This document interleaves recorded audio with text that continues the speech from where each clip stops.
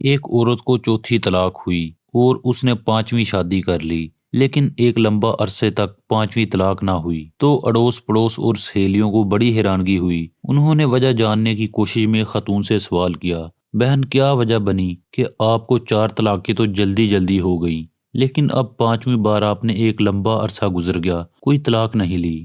خاتون نے جواب دیا، پہلا شوہر ہر بات پر ٹوکتا تھا، میرا گزارا نہیں ہوا اور میں نے پہلی طلاق لے کر دوسری شادی کر لی۔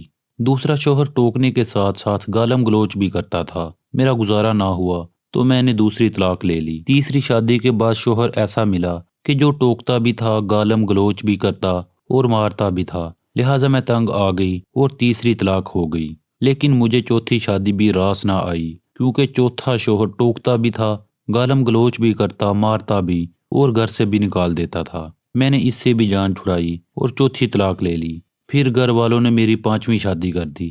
اب یہ ٹوکتا بھی ہے، گالم گلوچ بھی کرتا ہے، مارتا بھی ہے اور کبھی کبھی غصے میں گھر سے بھی نکال دیتا ہے اور کھانے کو بھی نہیں دیتا، لیکن میں اس سے راضی ہوں اور طلاق نہیں لوں گی۔ سب حیران و پریشان اور دانتوں میں انگلیاں دبا کے رہ گئے اور ایک ساتھ سب کے منہ سے نکلا، اب کیوں طلاق نہیں لوگی؟ خاتون نے جواب دیا، پہلے سب تجربوں سے معلوم ہوا کہ ہر بار پہلے سے زیادہ ذلالت، تکلیف اور دکھ ملے ہیں، اب اسی پر صبر کر لوں گی، یہ نہ ہو کہ اس کے بعد اس سے بھی برا شوہر ملے۔ عقل والوں کے لیے بہت سی نشانیاں ہیں۔ اللہ پاک سب ماؤں بہنوں کو اپنے گھروں میں عزت سے رہنے کی توفیق عطا فرمائے۔